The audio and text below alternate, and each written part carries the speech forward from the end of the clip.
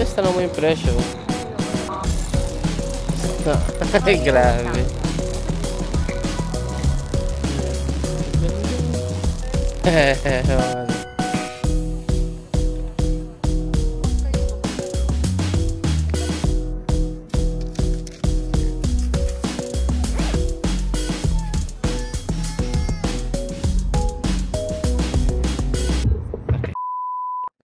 Sa unang tingin, akala ko church itong papasukan namin.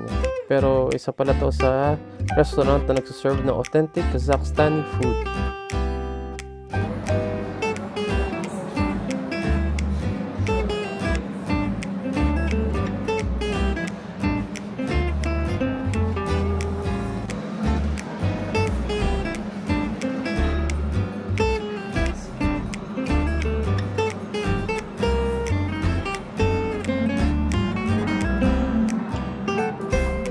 Then for our drinks, umorder si wifey ng fresh apple juice.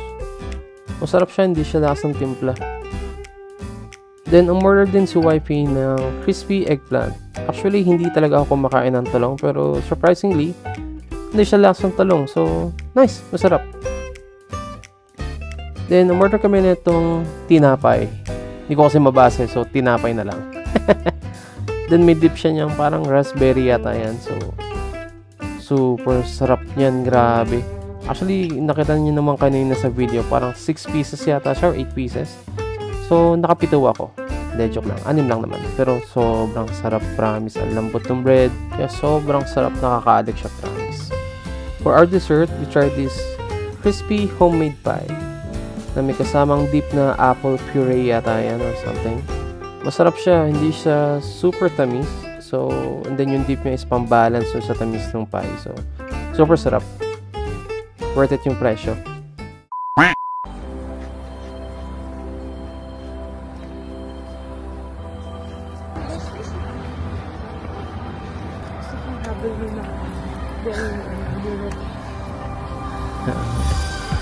Baka tukain ng ibon eh.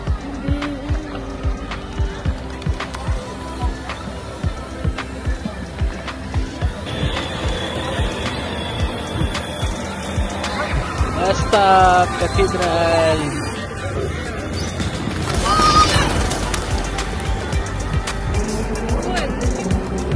Magkano to? 150 dirhams. 150 dirhams na. Pwede na. Pakain kayo. Patuka tayo.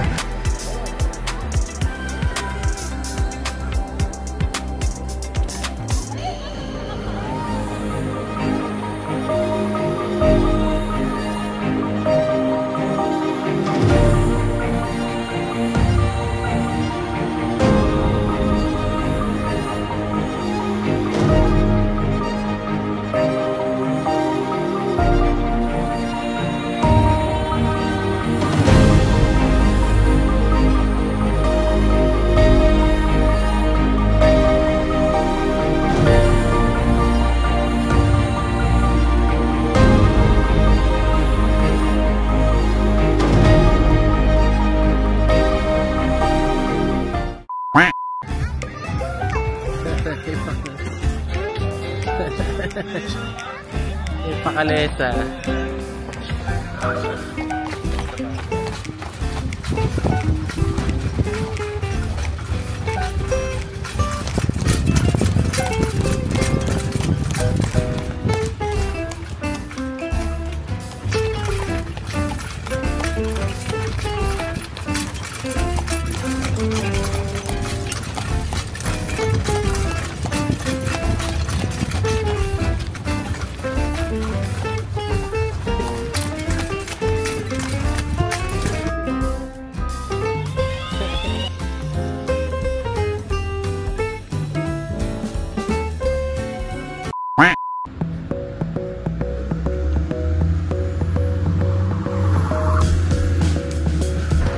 Two hours left, tapos balik na kami ng airport. Sinasulit na lang talaga yung lamig, yung ang ganda, maganda sa Almaty.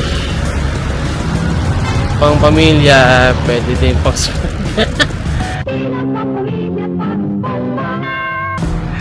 hindi, pwede pang couple, pwede pang family, meron din silang pang kids. Okay siya, okay siya. Pwede din pang solo traveler. safe, mga mahal na restaurants, may mga mura. Yan, para sa mga nag-makeup, yung mga cosmetics dito na mas mura kaysa sa Dubai.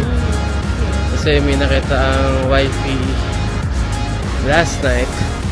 And parang almost 30% ba? Less 30% siya kaysa sa price sa UAE. So kung tatanungin kung babalik pa, for sure babalik pa kasi ilang araw lang tayo. 3 days lang. Kasi yung rinig nyo ang bossing. Minimum is 1 week. Kasi ang dami pang pwede din talagang puntahan. Ang trip nyo ay nature, ayan, city, okay dito. Kasi hindi din siya super garbo na city, pero balance siya eh. Pwede kang maglakad anytime. Yung mga stores nila, abot din ng midnight. May mga streets din na bukas din talaga sa gabi. So, it's good.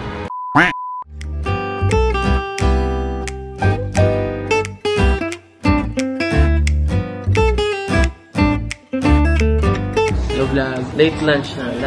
Last late lunch na namin. Ang flight natin pa airport ay 5 p.m. 6 p.m. Kasi 9 p.m. ang flight namin. Kung umabot pala kayo sa part na ito, gusto ko lang magpasalamat sa pagsama sa amin dito sa Kazakhstan Vlog.